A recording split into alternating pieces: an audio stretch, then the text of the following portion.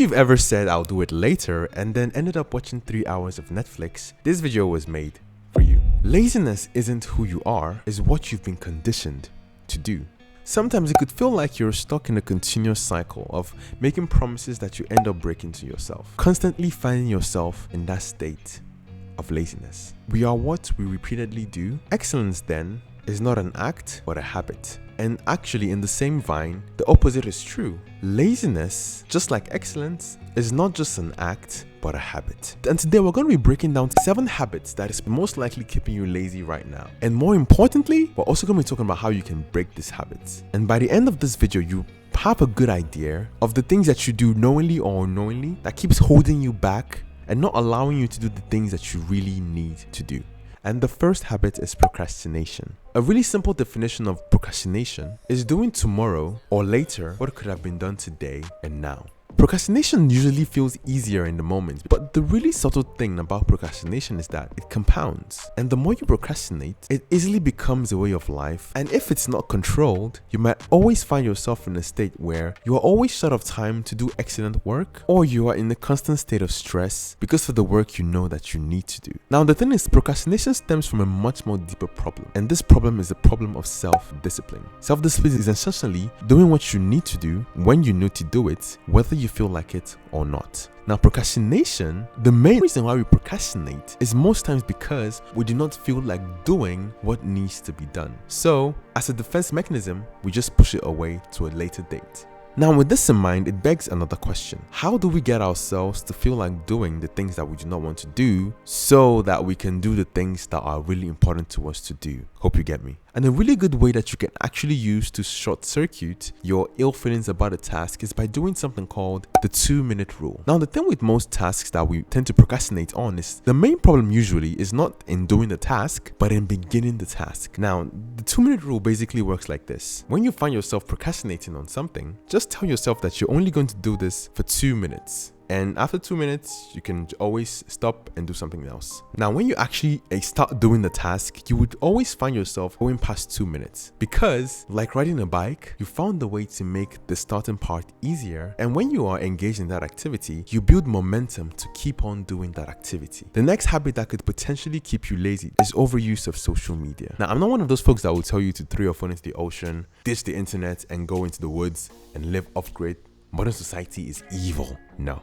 In fact, I actually even made a video and telling you why you should not even delete social media. And if you want to watch that, it's actually somewhere on the screen. But social media and the internet in general gets problematic when you develop an overdependence on these things. Now, this is because social media has a way of hijacking your dopamine system and basically rewards you for doing nothing. Now, this is because dopamine is a chemical that is released when we engage in activities that are difficult and could actually aid in our survival. That was actually why dopamine has been released for millions of years. But somehow we have found ways to actually hijack this reward system to a point where we get rewarded for doing things that are of little to no benefit to our survival or our development. And I actually go more in depth into this in a different video, but how you can actually break this is by engaging in something called a dopamine fast. Now, this is whereby you give your brain space to actually detox from all of the cheap dopamine that you've continuously feeding it with. Now, when you give yourself that space to detox your brain from the excess dopamine, you are better able to actually engage in things that would help you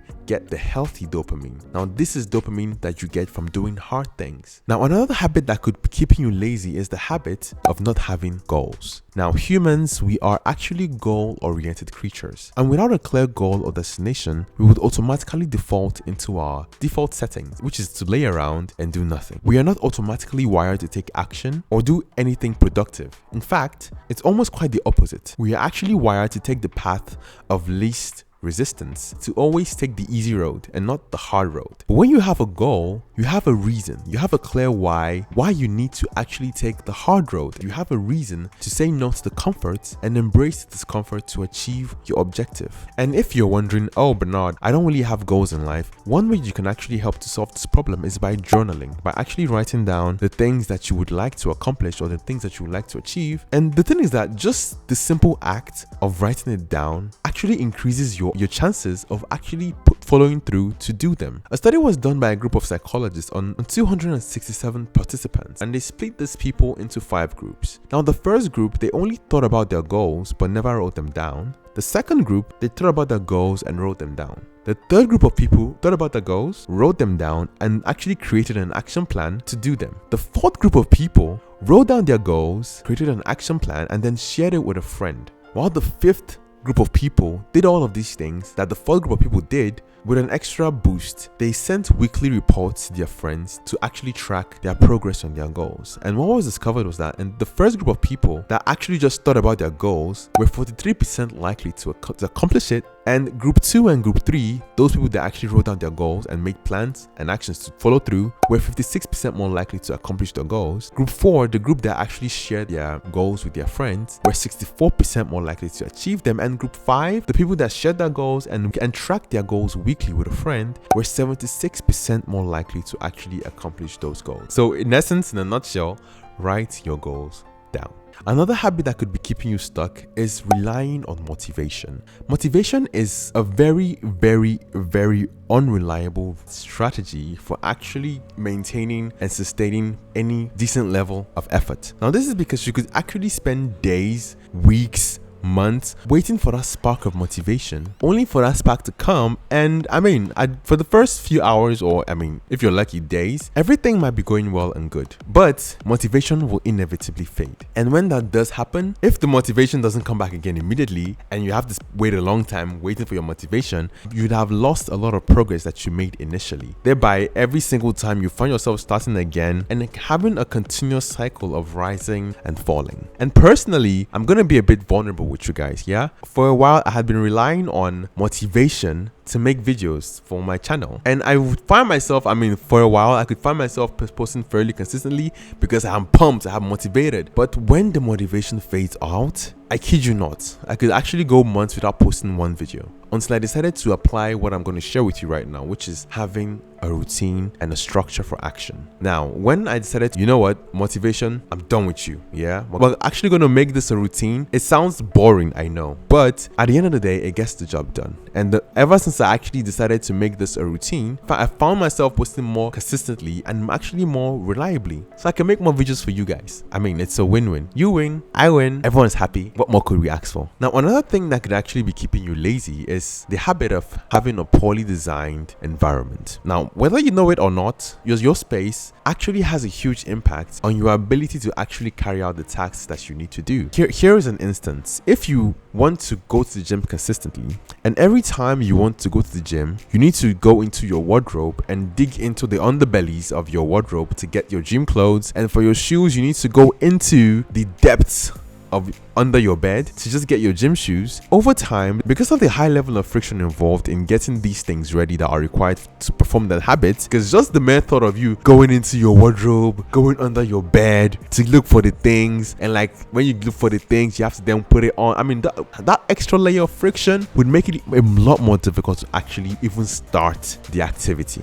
So you can actually either make your environment support your desired activity, or you could actually have an environment that encourages a life of laziness. Now, another habit that could be keeping you lazy is the habit of having no daily structure. There's a really popular saying that you either run your day or the day will run you. Now, when you do not have a plan of how your day would go, on pre-planned activities that you would like to engage in during the course of your day, you would inevitably find yourself wasting a huge part of it, because you have not really defined how you want to spend your time. You're actually going to find it a whole lot easier to doom scroll, nap, or do some other random things that does not really help you achieve your bottom line. Now, a good way to actually help in structuring your day is by engaging in something called time blocking. Now, you can do this the night before you go to bed, or you can do it first thing in the morning. I prefer before you go to bed because you're already thinking about the activities you want to do, but it basically works this way.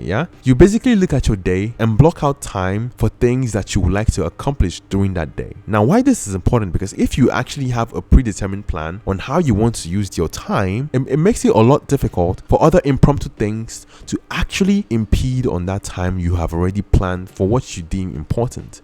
and making it a lot easier to actually be more productive and less lazy. Now, another habit that keeps you perpetually lazy is the fear of failure. Now, for some people, the delay in action is actually not the function of procrastination or because they don't want to do it. It's actually because they are actually scared of failing, of having a bad outcome after putting in all the effort.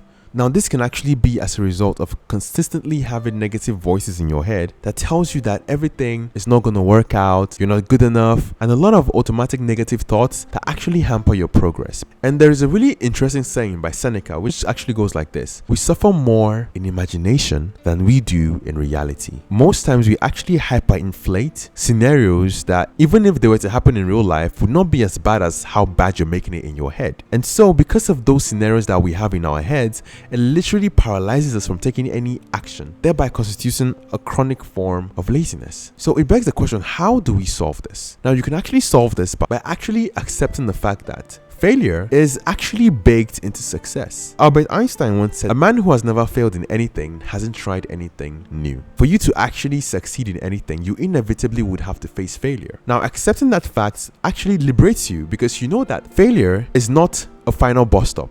It's merely a stepping stone to your eventual success. And at the end of the day, you actually will not lose if you take action. If you take action and you fail, you found something that you can learn. And if you take action and you succeed, you found something that works. Our wisdom nugget for the week: write the vision and make it plain upon tables, that he may run that readeth it. And guys, if you like this video, I really think you're going to love this video about don't delete social media, but doing this instead. And guys, if any habit resonated with you, I would love to see what you think about it in the comment section. And if you know any other habits that we do that perpetually keeps us lazy, please put it down also in the comment section. I would love to know what you think. And like always, guys, remember to always keep it real. Bye, guys.